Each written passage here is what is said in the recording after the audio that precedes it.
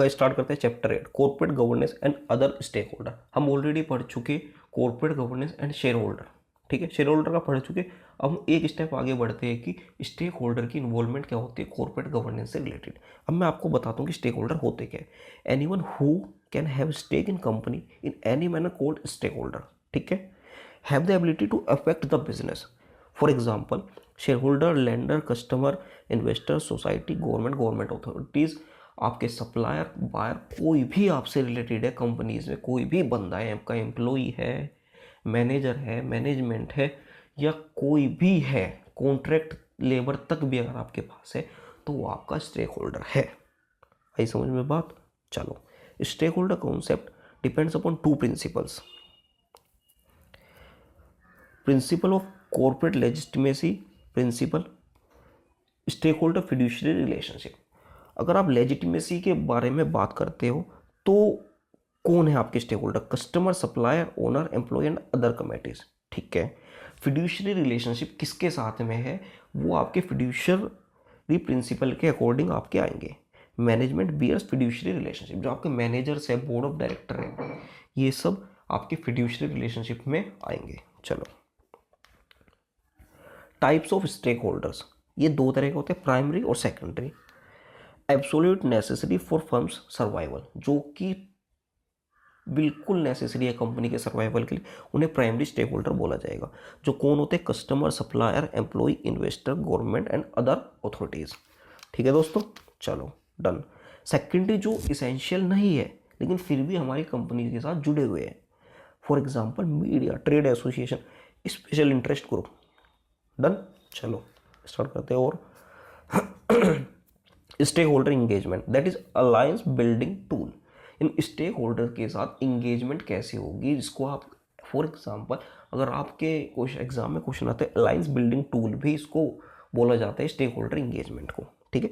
Participate every stakeholder for fulfilment of their need, हर stakeholder की participation होनी चाहिए उसकी नीड को फुलफिलमेंट करने के लिए, ठीक है। ये है क्या अलायंस बिल्डिंग टूल या फिर स्टेक होल्डर इंगेजमेंट? इसके कुछ प्रोसेस और स्टेप है जो कि आपको, अगर आप बुक्स में पढ़ोगे तो आपको पूरे पेज का मिलेगा, लेकिन मैंने 4 से 5 पॉइंट में इसको खत्म करने की कोशिश की है। आपके स्क्रीनशॉट ले लो, अदरवाइज आपको अगर ये नोट्स चाहिए तो आप हमारे व्हाट्सएप ग्रुप ज्वाइन करो, हम आपको वहाँ पर कंप्लीट नोट्स दे देंगे, ठीक है। आइडेंटिफाई स्टेक होल्डर, सबसे पहले बात तो हमें पता होनी चाहिए कि हमारे स्टेक होल्डर कौन है। Establish the goals and objective of company for engagement, हम गोल्स या ऑब्जेक्टिव अपने बताएं, ठीक है। Identify needs of stakeholder की नीड्स को भी ध्यान में रखें। Determine strategy for their engagement, उनकी इंगेजमेंट के लिए एक स्ट्रेटजी बनाएं। Evaluate outcome and internalise learning, हम उसके रिजल्ट को आउटकम भी करें, क्या बेनिफिट हो रहा है स्टेक होल्डर इंगेजमेंट कराने के बाद में, वो सब भी हम इवेल्युएट करेंगे, ठीक है दोस्तों। चलो done. Next concept stakeholder analysis, identification of a projects की स्टेक होल्डर। अगर आपको स्टेक होल्डर की एनालाइज करनी है एक पर्टिकुलर प्रोजेक्ट के लिए तो हमें उसके की स्टेक होल्डर को एनालाइज करना पड़ेगा कि ये कौन है। And assessment of their interest, done. And effect of their interest on project riskiness and viability, done. चलो, एक्टिविटी एनालिसिस, ये एग्जाम में पूछने वाला है, बहुत बार पूछने वाला क्वेश्चन है। अब इस कैनल में देखोगे कि ये आता ही रहता है इस सब्जेक्ट से, इस चैप्टर से, ठीक है। चलो, ethical dimension of any activity can be self explanatory, ठीक है। अगर आपको एक्टिविटी एनालिसिस करनी है मतलब कि आपको देखना है कि आप सेल्फ एक्सप्लेनेटरी की, अगर आपको कोई डिसीजन लेना है, मतलब कि आप ये कह सकते हो कि ये एक तरीके से आपकी एक बंदे के नेचर को बताया गया है कि वो किस तरीके से डिसीजन मेकिंग में पार्टिसिपेट करता है। अगर आपका नेचर पैरासाइट है, पैरासाइट हेल्पिंग सेल्फ इंजूरिंग अदर्स, तो आप उस नेचर की वजह से अपनी तो मदद करोगे लेकिन दूसरे का नुकसान करोगे, डन। अगर आपका नेचर मार्टियर है तो आप दूसरों की तो मदद करोगे, हेल्पिंग अदर्स इंजूरिंग सेल्फ, खुद को आप नुकसान पहुंचाओगे, ठीक है। थर्ड, विन विन सिचुएशन, आप खुद की भी मदद करोगे, दूसरे की भी मदद करोगे, टोटल लॉस, मतलब खुद का भी बर्बाद होगे, दूसरे को भी बर्बाद करोगे। ये आपको 4 मेन चीज़ें याद रखनी है, parasite, martyr, win win, total loss, ठीक है। पैरासाइट में आप क्या कर रहे हो? अपनी मदद, दूसरे का नुकसान। मार्टियर, शहीद। अपनी तो आप नुकसान कर रहे हो, दूसरे की मदद कर रहे हो। विन विन से आपको पता है कि दोनों का आप फायदा कर रहे हो, लॉस में आप दोनों को नुकसान कर रहे हो। The Caux round table, international network of business leaders working to promote a morally and sustainable way of doing business. ठीक है दोस्तों, CRT founded in 1986 and CRT principle officially launched in 1994 and presented in 1995। Principle based upon क्योसे। क्योसे क्या है? Japanese technique, मैं आपको बताई थी, आपको ये मैंने पढ़ा चुका। Japanese technique work together for common good, the human dignity, value of each person. ठीक है, चलो ये जो आपका है ना कोक्स राउंड टेबल, ये बहुत important exam point of view से। मैं आपको ज़्यादा डीप क्यों नहीं करा रहा, क्योंकि एक तो मैराथन वीडियो है, पहली चीज़। दूसरी, एक तरीके से रिवीजन करा रहा हूँ मैं आपको ऑलरेडी पता है, आपके पॉइंट रिमेंबर करा रहा हूँ कि आपने जो ऑलरेडी पढ़ा हुआ है वो आपके अंदर से निकले। नहीं निकल रहा तो 3 से 4 बार इसी वीडियो को देखना, आपको सब कुछ निकलने लगेगा। CRT के 7 प्रिंसिपल्स है। Principle 1, respect stakeholder beyond share holders.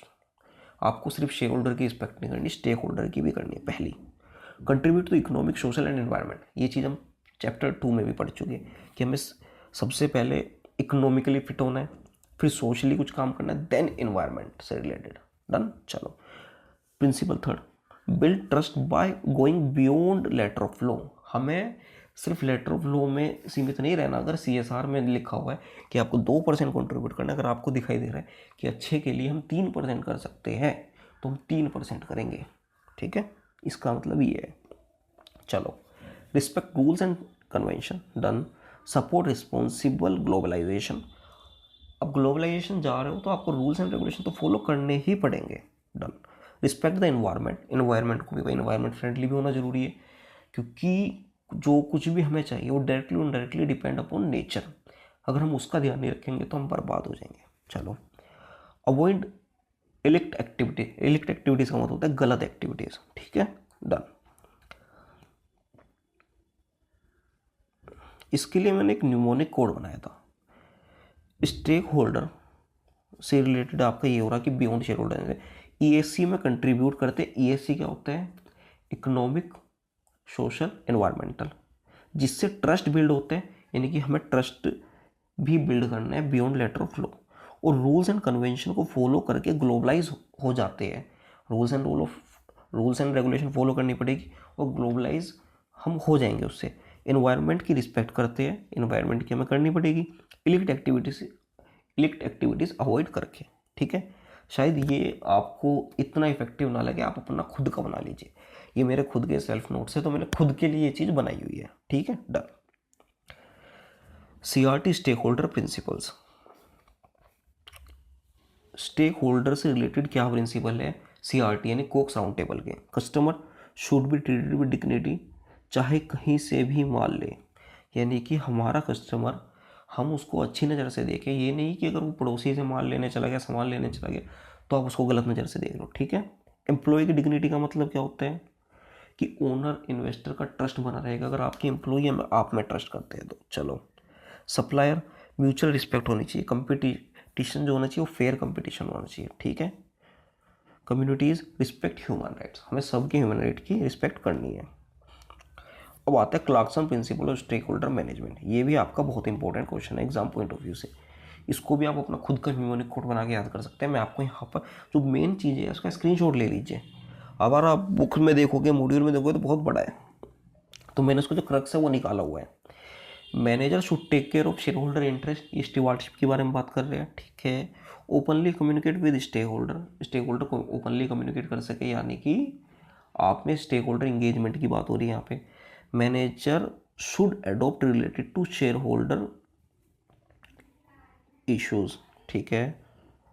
Should recognise interdependence भी रिकॉग्नाइज करनी चाहिए कि हम सबका भला किस चीज़ में है। वर्क कोऑपरेटिवली हमें वर्क काम भी करना है। Avoid activities that might jeopardise. ठीक है। एक्नॉलेज पोटेंशियल कॉन्फ्लिक्ट, एक्नॉलेज करें अपने पोटेंशियल कॉन्फ्लिक्ट को। डन। चलो, गवर्नमेंट एज स्टेक होल्डर भी मतलब गवर्नमेंट भी आपका एज ए स्टेक होल्डर काम करती है, लार्जेस्ट स्टेक होल्डर है। Plays an important role in corporate governance through rules and regulation related to corporate governance. जो हमारी गवर्नमेंट होती है वही तो रूल्स एंड रेगुलेशन बनाती है कॉर्पोरेट गवर्नेंस से रिलेटेड, इसलिए ये भी एक लार्जर बेस पे काम करती है, यानी कि बड़ा प्लेयर है ये भी as a stakeholder. Done. Some voluntary guidance, corporate governance voluntary guideline 2009, CSR voluntary guidelines 2009। ये सब वॉलेंट्री है, लेकिन इनको फॉलो करना कंपलसरी नहीं है, लेकिन ये फिर भी फॉलो होती है। ठीक है, चलो। सोसाइटी एज स्टेक होल्डर, हमारी society as a stakeholder कैसे काम करती है? Society wants maximum production of economic wellbeing. Done. Maximise profit without harming environment. Done. Society motivate business for inventions, वो आपको नई नई चीज़ें बताती है कि हमें ये चाहिए, तो इन्वेंशन को बढ़ावा देती है सोसाइटी। ठीक है।